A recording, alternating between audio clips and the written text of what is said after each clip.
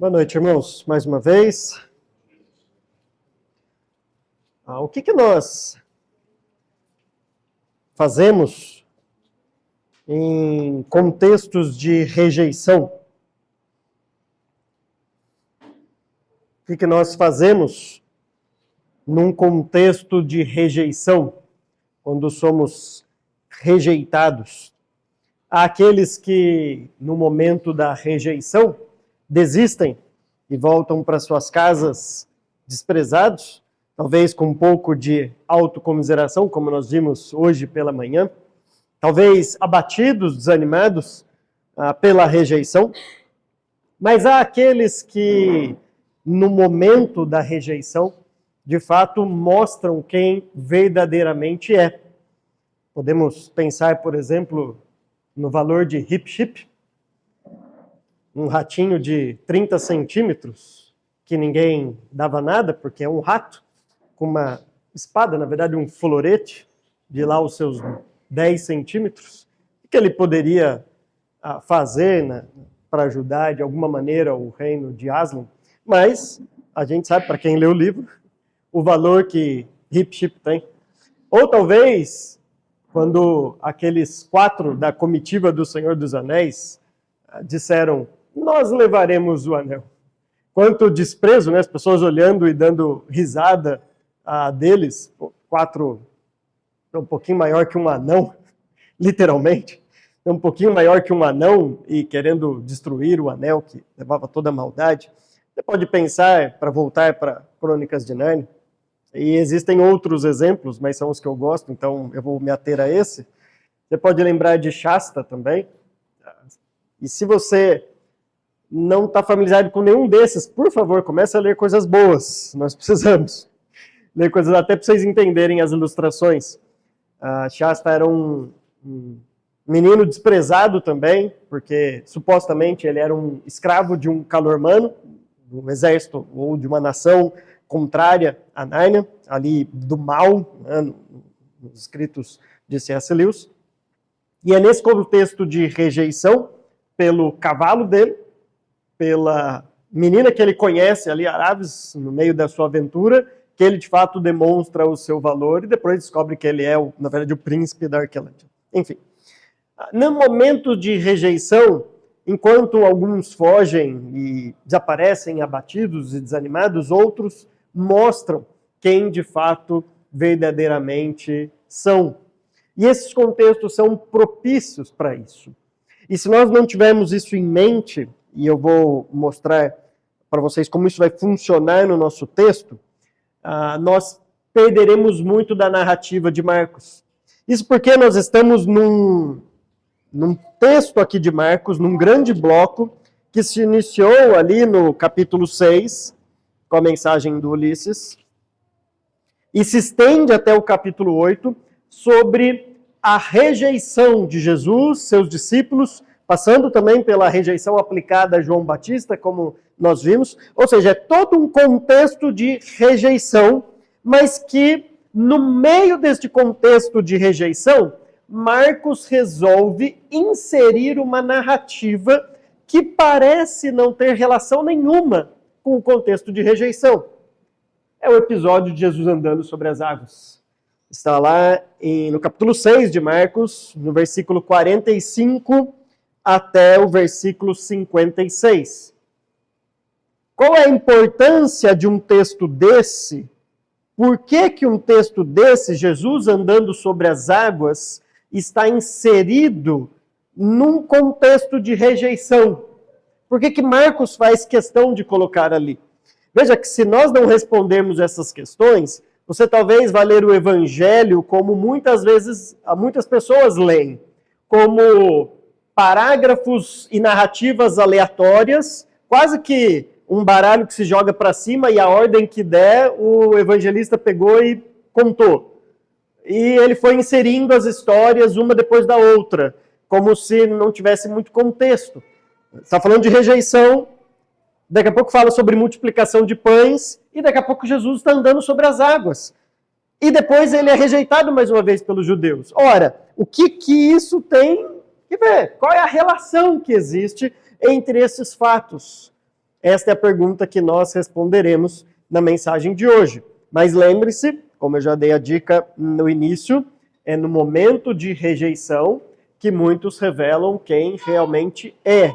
E é exatamente isso que Jesus Cristo vai fazer aqui neste trecho. O trecho pode ser dividido em 3 blocos, versículo 45 e 46. Jesus fica sozinho, ele despede a multidão para ter um momento a sós de oração com Deus. No versículo 47 até o versículo 52, Jesus então encontra os seus discípulos em alto mar. E do versículo 53 até o versículo 56, lá no final, Jesus continua o seu ministério. E nós vamos ver também o porquê que o texto se encerra desta maneira.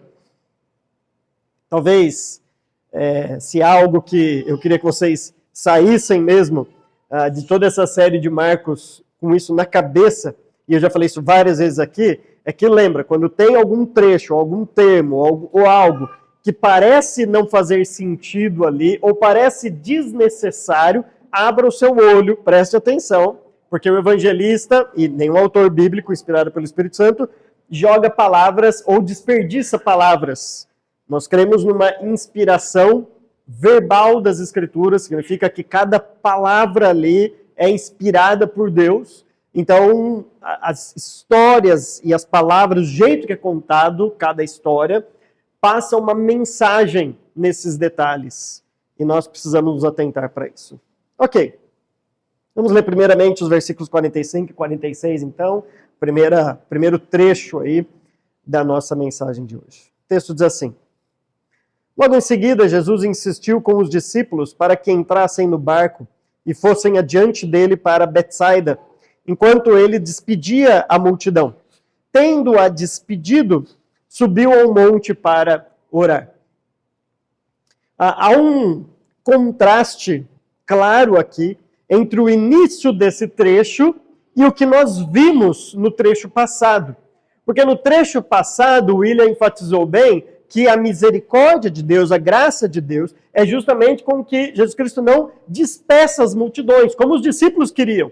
Mande cada um para sua casa para que compre pão. Deixa eles irem atrás das suas necessidades. Jesus diz, não, essa é a nossa tarefa. Nós precisamos alimentar, nós precisamos cuidar dessas pessoas. Mas aqui, Jesus sim despede as multidões. É a mesma palavra que foi usada no trecho anterior, em que Jesus não queria despedir as multidões enquanto os discípulos queriam. Mas aqui ele despede a multidão. Agora veja que há uma diferença muito grande entre despedir a multidão antes de saciar a sua fome, antes de suprir a sua necessidade, e despedir a multidão pós saciar a sua necessidade. É como se, a mesma coisa, se Jesus viesse até aqui essa terra e voltasse para o Pai antes de morrer na cruz. Ele ia voltar para o Pai. Ele ia voltar para o Pai. Embora ele fala, não vos deixarei órfãos. Mas ele ia voltar para o Pai. Mas ele volta para o Pai, ele nos despede depois de realizado a tarefa, depois de cuidar das nossas necessidades, depois de suprir a nossa maior carência, que é a salvação. Aí sim ele volta, não antes disso. Então veja que esse despedir acontece depois, enquanto os discípulos queriam despedir antes. Os discípulos queriam, isso daqui não é com a gente. E Jesus fala, resolvemos, agora eu posso despedir a multidão. Agora, o segundo contraste que existe entre o trecho e este agora, são as prioridades e as necessidades. Porque Jesus, de fato, estava preocupado com a necessidade do povo, e a necessidade do povo era pão. Mas Jesus tinha também a sua necessidade. Mas a necessidade de Jesus não era pão. A necessidade de Jesus era oração. Ele tinha também uma necessidade. Ele precisava ficar sozinho. E ele despede a multidão para ter um momento de oração com Deus. Antes da gente tirar uma lição disso, eu queria dar alguns detalhes do texto que são interessantes. O primeiro deles é que Jesus insiste com os discípulos para que eles entrem no barco e fossem adiante dele para Betsaida. O fato de Jesus insistir pressupõe que os discípulos não estavam querendo ficar longe de Jesus. Guardem essa informação, porque isso é muito importante para o contexto aqui, para o que Marcos quer nos ensinar. Mas os discípulos não queriam ficar longe do Mestre, o que leva Jesus a insistir com eles. Vão, vocês precisam ir, e eu vou para o monte orar. Mas os discípulos não queriam se afastar dele. A segunda nota interessante aqui é que eles vão para Betsaida. A Betsaida era uma região próximo ali deste mar, né, na beira-mar ali. Era uma região de pescadores, onde provavelmente era o lar, a casa de Pedro, Tiago, todos aqueles pescadores que Jesus já chamou no começo de Marcos. Lembra os 4 que tinham uma empresa ali, né? Os filhos de Zebedeu, os seus amigos, tudo mais. Eles tinham uma empresa ali. Agora, o contexto todo está nos ensinando. Jesus diz, onde eu sou mais rejeitado? Na minha própria casa. João Batista é morto quando está lá pregando na sua região. E aí Jesus diz, vão lá para Betsaida. Imagina os discípulos pensando, poxa, né? Se um profeta é rejeitado na sua própria casa, o Senhor está nos mandando para Betsaida, para nossa casa, para sermos rejeitados lá. E é justamente isso que Jesus está fazendo aqui. E talvez esse seja um dos motivos pelos quais os discípulos não queriam ir. E Jesus insiste com eles, vão, vocês precisam ir.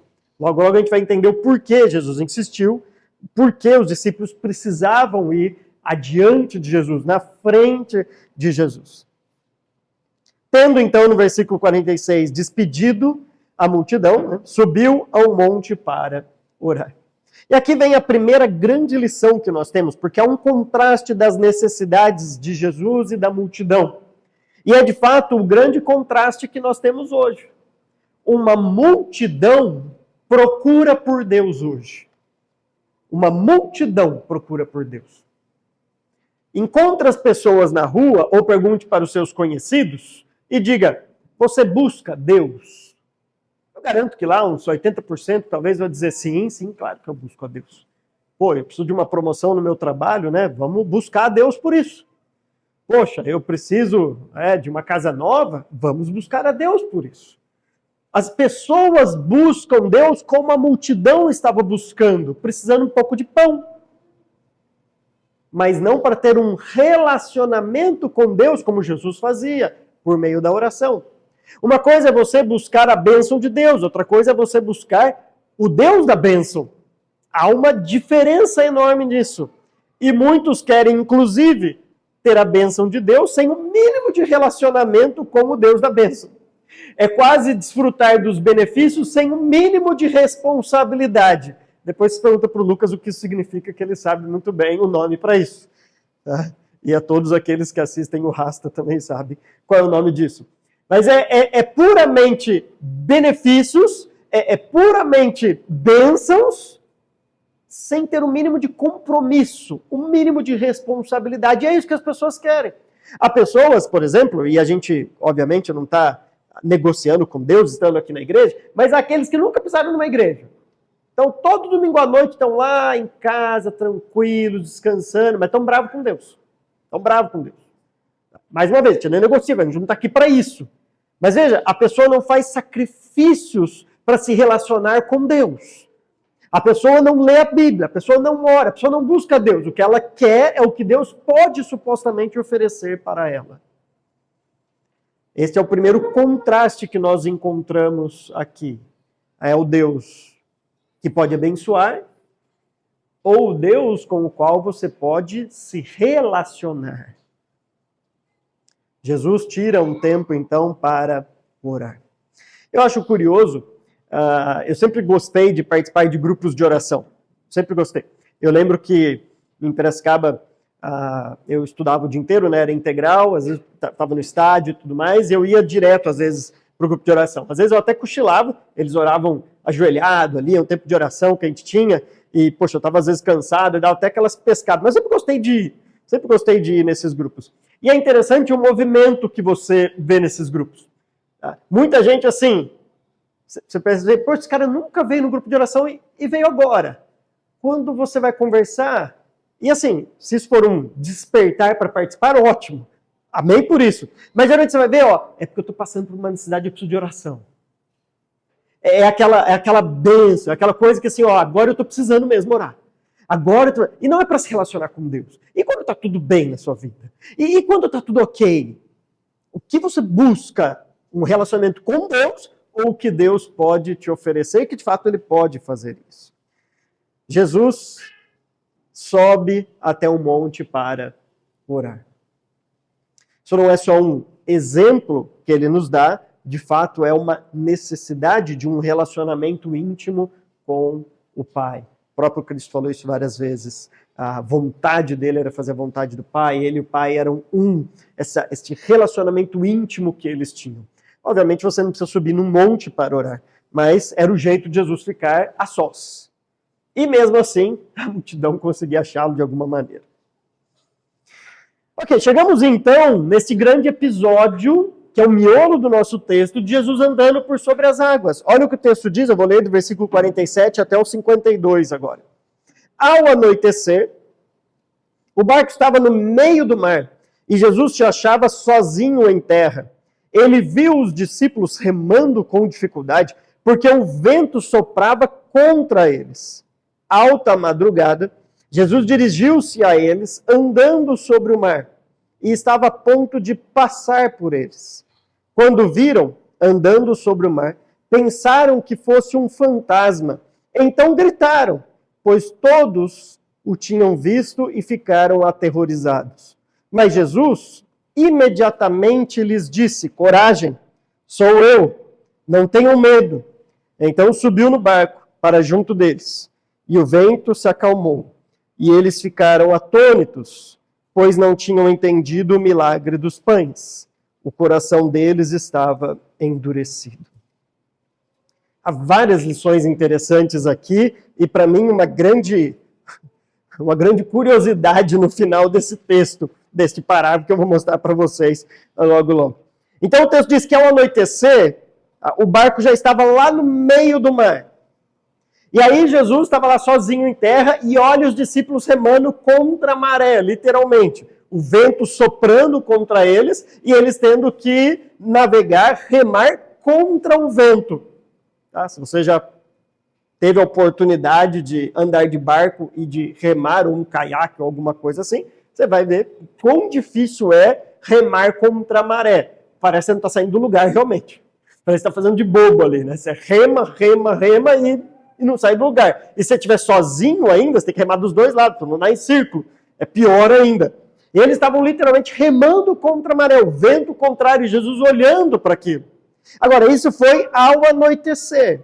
Agora, alta madrugada, talvez a sua Bíblia está aí a quarta vigília, né, ou a quarta hora da noite, que é lá para as 3, 6 da manhã, naquele período ali de 3 a 6 da manhã.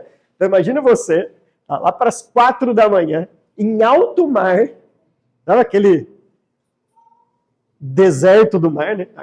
Breu, aquela escuridão, 4 da manhã, 4 da madrugada, já acordou 4 da madrugada algum dia assim? Lembra a última vez que você acordou 4? Breu, aquele silêncio. A não ser que você mora em São Paulo, que tem até trânsito, né? Mas em Breu, aquele silêncio. Alta madrugada, Jesus decide ir até eles. Agora, olha que interessante. O texto diz assim, alta madrugada, Jesus dirigiu-se a eles, andando sobre o mar. E aí vem uma nota interessante aqui. E estava já a ponto de passar por eles. Ou ir adiante, né? A ideia de passar, de ir adiante deles. Faz sentido isso?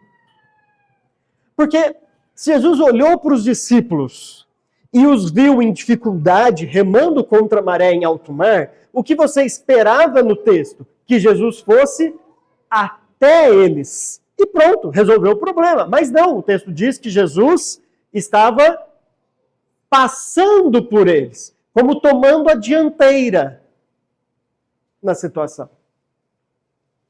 Lembra que eu já falei para vocês? Esses detalhes que fazem toda a diferença quando nós olhamos para as Escrituras. Jesus não queria ir até o barco, Jesus queria passar pelo barco. E isso vai fazer toda a diferença. Quando viram, versículo 49, andando sobre o mar, pensaram que fosse um fantasma. Então gritaram, pois todos o tinham visto e ficaram aterrorizados. Obviamente, né? Você está no meio da madrugada e vê alguém andando sobre as águas, 4 da manhã, suas faculdades mentais já não sabem se você está acordado, se você está dormindo, ou o que está acontecendo. Você vê alguém andando por sobre o mar, claro que você vai dar um grito e pensar, é um fantasma. É engraçado que a palavra grega aqui é exatamente fantasma, a palavra transliterada para cá. E é uma influência que a cultura judaica tinha da filosofia grega, do pensamento grego, que acreditava nesse misticismo, nesses espíritos, né? É uma região muito mística, o pensamento grego, realmente. Okay? Então imagina, Jesus não queria ir até o barco, queria passar por eles. Tá? Na verdade, o texto aqui, o meu texto diz, estava a ponto de passar por eles, mas literalmente a palavra aqui é, e ele estava desejoso de passar por eles.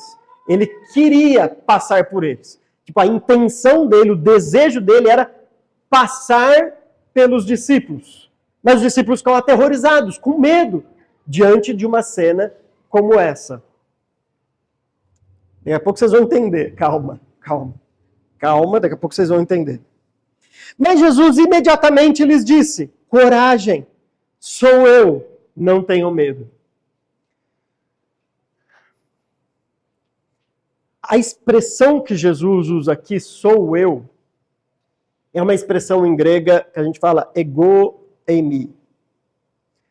Na língua grega, o verbo já subentende o sujeito. Você não precisa colocar o sujeito. Se alguém fala eimi, significa já eu sou. É o verbo ser na primeira pessoa do singular. Então, eimi já significa eu sou. Quando, então, na língua grega, a pessoa usa o verbo e diz ego, que é eu, em grego, de onde vem egocêntrico, né? Ego, eimi, eu sou, ele quer dar uma ênfase.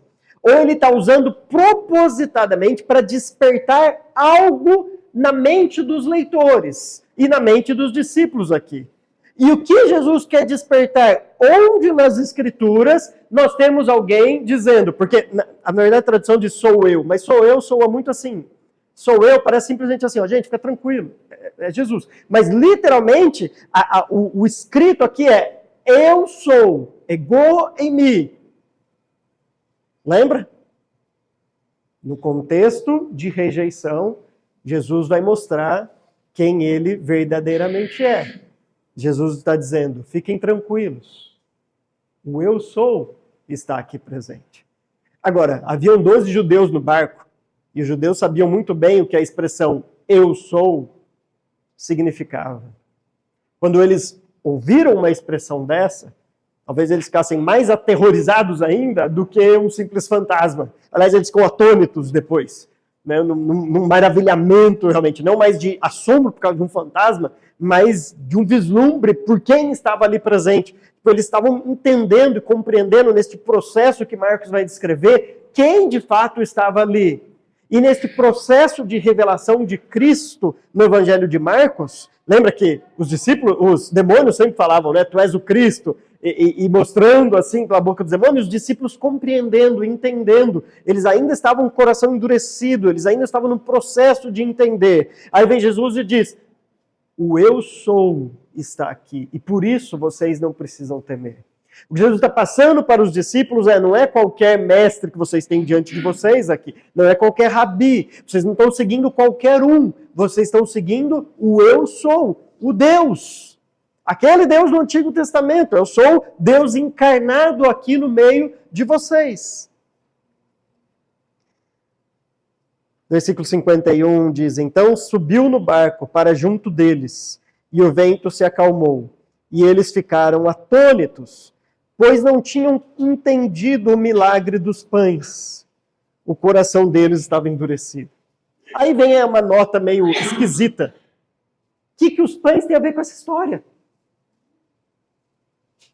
E por que o pão tem a ver com essa história? Imagina só, os discípulos estão lá com medo, atônitos por causa de um fantasma vindo, assustados, meio assim, poxa, alguém andando às 4 da madrugada aqui no barco, um fantasma, Jesus diz, não, sou eu. E aí eles ficam mais uma vez admirados, atônitos e tudo mais. Por quê? Não porque eles viram um fantasma, porque eles ainda não tinham entendido o milagre dos pães. Agora, como não entendeu o milagre dos pães? Olha, a pessoa precisa comer, Jesus deu de comer. Qual a dificuldade de entender o milagre dos pães? Qual que é a dificuldade de... A palavra usada aqui é assim, eles não haviam...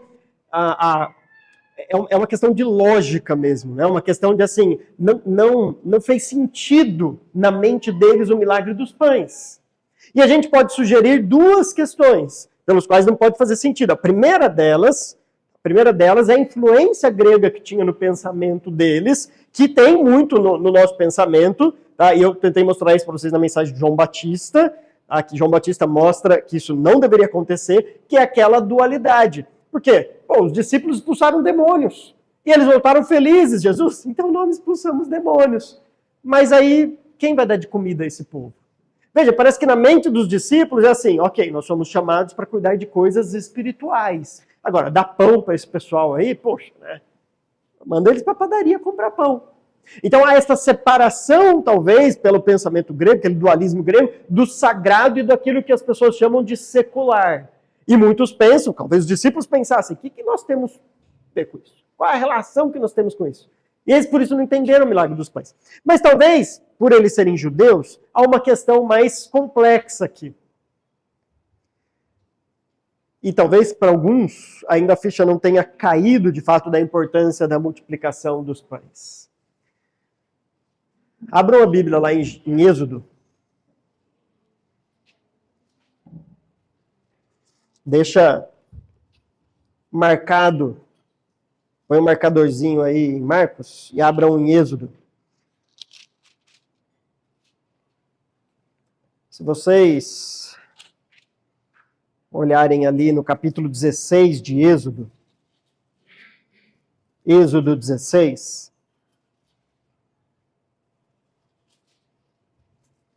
é o episódio do maná que desce do céu. Agora, lembra que na multiplicação dos pães, como o William mostrou, Jesus não só simplesmente serviu os pães, mas antes ele olha para o céu e dá graças a Deus, sabendo, o pão veio dos céus e o maná vem dos céus. Então, o capítulo 16 de Êxodo mostra Deus alimentando o seu povo de maneira miraculosa. Pouquinho antes do povo chegar ao pé do monte. Se você olhar um pouquinho para frente, capítulo 19 aí de Êxodo, Israel chega no pé do Monte Sinai. Mas eles não podem subir, apenas Moisés sobe ao monte. Opa, nós acabamos de ter a multiplicação dos pães, e depois da multiplicação dos pães, Jesus despede a multidão para subir num monte. Bom, Moisés recebe os 10 mandamentos e recebe um monte de prescrições, capítulo 20, 21, 22, 23, 24, 25, 26, é como fazer o tabernáculo, roupa de sacerdote, são prescrições, até que ele desce do monte, no capítulo 32. Até aqui ele está no monte. Passa um tempão, vários capítulos, Moisés está no monte, recebendo de Deus, aquela comunhão com Deus. Aí ele desce no monte, e quando ele desce no monte, o que ele encontra? Rejeição. O povo fez um bezerro de ouro. Na verdade, né? Coitado de Arão. Pegou o ouro, jogou ali, surgiu o bezerro de ouro, né? Ele fala, ó, jogamos no fogo, apareceu esse bezerro de ouro aqui. Cara de pau, né? Você assume a responsabilidade, né? Apareceu esse bezerro de ouro. Rejeição. O que acontece em contextos de rejeição? Deus revela quem de fato ele é. Capítulo 33, Moisés volta, sobe mais uma vez no monte. E aí vejam um paralelo entre os dois textos, Êxodo e o que acontece ali em Marcos. Versículo 12 do capítulo 33, diz assim, disse Moisés ao Senhor, tu me ordenaste, conduza este povo, mas não me permite saber quem enviarás comigo. Disseste, Eu conheço pelo nome, de você tenho me agradado. Se me vês com agrado, revela-me os teus propósitos, para que eu te conheça e continue sendo aceito por ti. Lembra-te de que esta nação é o teu povo. Respondeu o Senhor, eu mesmo o acompanharei e lhe darei descanso. Então Moisés lhe declarou, se não fores conosco, não nos envie. Você pode imaginar os discípulos lá, Jesus insistindo com eles no barco, e eles quase citando essa palavra de Moisés. Se não fores conosco, não nos mande mais uma vez entrar no barco. Eles já tinham passado por uma intempérie muito grande, como o Ulisses pregou aqui. Versículo 16. Como se saberá que eu e o teu povo podemos contar com o teu favor, se não nos acompanhares? Que mais poderá distinguir a mim e a teu povo de todos os demais povos da face da terra? O Senhor disse a Moisés, farei o que me pede, porque tenho me agradado de você e conheço pelo nome. Então disse Moisés, peço-te que me mostres a tua glória. E Deus respondeu, diante de você farei... O que está aí na sua Bíblia? Diante de você farei passar toda a minha bondade e diante de você proclamarei o meu nome, o Senhor. Terei misericórdia de quem eu quiser ter misericórdia e terei compaixão de quem eu quiser ter compaixão. E acrescentou, você não poderá ver a minha face, porque ninguém poderá ver-me e continuar vivo. E aí a história continua, ele dá as novas tábuas da lei. Veja que agora fica fácil entendermos por que Jesus, aqui em Marcos 6, não queria ir até o barco. Ele queria passar pelo barco. No mesmo contexto de rejeição, após descer do monte, ter um momento de oração, como o representante de Deus ali no Antigo Testamento fez, e encontrou o povo rejeitando a Deus, neste mesmo contexto de rejeição, Deus, mais uma vez, passa adiante. Deus passou por Moisés, farei passar por você, e agora está dizendo, farei passar por você. Ou Jesus queria passar pelos discípulos. E foi Moisés, o personagem do Antigo Testamento, que recebeu a revelação. Quando ele falou, quem? Quando eu for libertar o povo, eu vou falar, quem que me enviou? Deus fala para ele, o eu sou te enviou. Jesus aqui diz, não temam, eu sou. Só que quando Jesus diz não temam, eu sou, e veja aqui, toda esta sequência narrativa está fazendo uma alusão ao Êxodo, identificando Jesus como Deus do Antigo Testamento. Quando de fato Jesus faz essa afirmação, os discípulos ficam atônitos. Por que eles ficam atônitos? Porque lá em Êxodo diz, ninguém que me vê, viverá. Ninguém que olha a minha face viverá. Mas Jesus Cristo é aquele que nós agora podemos ver. É o Deus que se revela. É o Deus que pode ser visto, e não só visto, mas tocado. Veja, é por isso que eles não tinham entendido o milagre dos pães. O milagre do pão não foi simplesmente para alimentar 5.000 homens, fora mulheres e crianças. O milagre dos pães foi para identificar Jesus Cristo com o mesmo Deus que sustenta o seu povo lá no Antigo Testamento. É para fazer esta relação que os discípulos ainda estavam assim. Eles não tinham feito essa conexão. Eles ainda não tinham entendido tudo isso. E se nós não entendemos esta relação, toda a sequência do texto aqui de Marcos também não vai fazer sentido. Por que Jesus está andando sobre as águas? Por que Jesus quer passar pelos discípulos? Por que Jesus está falando eu sou? Por que... É um monte de porquês que vão ficar sem respostas. A não ser que entendamos. Há um reflexo aqui no Novo Testamento do que estava acontecendo lá no Antigo Testamento. Deixa eu ler um trecho para vocês de um livro que as mulheres conhecem bastante. Lá no ano que vem vocês vão chegar neste capítulo 16 deste livro, Manso e Humilde. As mulheres estão estudando este livro uma vez por mês. Mas vocês ainda não chegaram no capítulo 16 do livro, né? Vocês vão chegar provavelmente lá para setembro do ano que vem, talvez, alguma coisa nesse sentido. O autor aqui diz assim, na página 154, considere o seguinte, a revelação de Êxodo 34 vem após uma alimentação miraculosa e uma discussão do sábado. Envolve um líder representante de Deus, falando com Deus numa montanha, e termina com o povo de Deus aterrorizado, depois pacificado, e por fim, se aproximando e conversando com o líder representante de Deus, quando ele desce a montanha. Segue-se imediatamente a isso uma repetição do maravilhamento do povo, quando o objeto de seu culto entra no meio do seu povo. Seguindo-se a isso, outro encontro entre o líder representante de Deus e Deus, resultando no brilho radiante no rosto do líder. Foi o que aconteceu com Moisés. Cada um desses detalhes se repete em Marcos 6, do 45 ao 52, e no seu contexto circundante, quando Jesus anda sobre as águas. E agora podemos entender por que Jesus pretendia passar adiante de seus discípulos, os quais lutavam com seus remos no mar da Galileia. O texto diz que, vendo-os cansados de remar, porque o vento lhe era contrário, foi ao encontro deles andando sobre o mar, pela 4ª vigília da noite, e queria passar adiante deles. Por que ele queria passar adiante deles? A razão é que Jesus não queria simplesmente passar os seus discípulos no mesmo sentido em que um carro ultrapassa o outro no trânsito. O seu passar é bem mais significativo quando visto no seu pano de fundo veterotestamentário, ou do Antigo Testamento. O Senhor diz 4 vezes em Êxodo 33 e 34 que ele passaria adiante de Moisés, sendo que a Septuaginta, a tradução grega do Antigo Testamento, usa a mesma palavra que Marcos utiliza aqui no seu evangelho.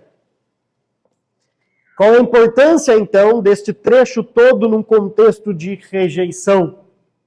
Jesus está dizendo para os seus discípulos, assim como Deus falou para Moisés, fique tranquilo, eles não estão rejeitando você. Eles estão me rejeitando. No fim das contas, somos meros instrumentos, porque quem rejeita o evangelho, quem rejeita a mensagem, não está nos rejeitando, não somos tão importantes assim, está rejeitando o Deus por trás deste evangelho, o Deus do qual fala este evangelho. Por outro lado, Jesus está mostrando aqui que, de fato, a identidade de Jesus importa tal qual os seus atos e as suas obras.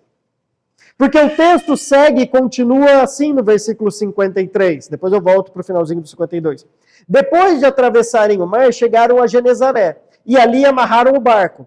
Logo que desembarcaram, o povo reconheceu Jesus. Eles percorriam toda aquela região e levavam os doentes em macas para onde ouviam que ele estava. E aonde quer que ele fosse, povoado, cidades ou campo, levavam os doentes para as praças. Suplicavam-lhe que pudessem, pelo menos, tocar na borda do seu manto, e todos os que nele tocavam eram curados. Fato é que Moisés, quando desce do monte, precisa colocar um véu sobre a sua face para o separá-lo do povo. Agora, o Deus encarnado do Novo Testamento é aquele que desce do monte não para afastar, mas é aquele cujas pessoas podem tocar no seu manto, sem serem consumidos, sem serem mortos, mas pelo contrário, serem curados. O Novo Testamento está mostrando para a gente que todo aquele temor de um relacionamento com Deus no Antigo Testamento é desfeito agora, não porque Deus mudou, não porque o homem mudou, mas porque Deus se encarnou e tornou isso possível na pessoa de Jesus Cristo. Agora, esses versículos 53 a 56 mostram a continuidade da obra de Jesus. Agora veja que a identidade de Jesus deve preceder o que Jesus pode fazer, a obra dele. Há muitos por aí que até acreditam no que Jesus fez, mas não acreditam na sua identidade. Se você conversar com alguns supostos grupos religiosos, que se dizem, pelo menos, cristãos, eles vão até dizer assim, não acreditamos que Jesus morreu na cruz. Mas Jesus é Deus? Claro que não. Jesus é uma criação de Deus, talvez a primeira criação de Deus, a mais importante. Eles até valorizam um pouco. Mas veja que antes das obras de Deus é necessário crer na identidade deste Deus, de Cristo como Deus. Ele é o eu sou. É exatamente o que Paulo vai falar para esses mesmos leitores romanos, leitores do Evangelho de Marcos, um pouco depois na sua carta aos Romanos. Lá no capítulo 10, lá no versículo 9 e 10, ele diz assim: todo aquele que confessar a Cristo como Senhor e em seu coração crer que ele ressuscitou dos mortos, será salvo. O que é confessar como Senhor? Não é dizer assim, alguns dizem assim, né? Não basta Jesus ser o Salvador, ele tem que ser o Senhor da sua vida. Mas não tem diferença nenhuma entre Salvador e Senhor. A ideia é que Senhor, a palavra traduzida para Yahweh, que é o eu sou no Antigo Testamento, na versão grega, é Senhor, porque o judeu não pronunciava o nome que não podia pronunciar, tomar o nome de Deus em vão. Então a palavra usada no Antigo Testamento é sempre Adonai, é sempre Senhor. E aí Paulo chega para esses leitores e dizem: vocês precisam reconhecer que Jesus Cristo é o Deus do Antigo Testamento. Quem ele é? E depois o que ele fez? Ele ressuscitou dos mortos. Obviamente, pressupõe que ele morreu e ressuscitou. A sua obra completa. Veja que isso é a salvação, isso é o Evangelho. O Evangelho é a soma da identidade de Jesus com aquilo que ele fez. Se você diminuir a identidade de Jesus, não há Evangelho. Se você diminuir aquilo que ele fez, não há Evangelho. O Evangelho é a soma de Jesus Cristo sendo Deus encarnado com aquilo que ele fez. Por isso que o texto, no contexto de rejeição, está mostrando aqui quem Jesus é. Agora nós terminamos então a mensagem dizendo: por que então alguns ainda rejeitavam? Por que alguns estavam com dificuldade de entender, como os discípulos? Por que alguns rejeitam e por que alguns rejeitam até hoje isso? Versículo 52 vai responder isso. O versículo diz: pois não tinham entendido o milagre dos pães. O coração deles estava endurecido. Lembra o que Deus fala lá para Moisés, na revelação de Êxodo 34? Eu passarei diante de você. Você vai ver toda a minha bondade, a minha misericórdia, a minha compaixão. Mas eu terei compaixão de quem eu quiser ter compaixão. Eu terei misericórdia de quem eu quiser ter misericórdia. Deus amolece os corações. Deus endurece os corações. No fim das contas, esses discípulos ainda estavam com o coração endurecido.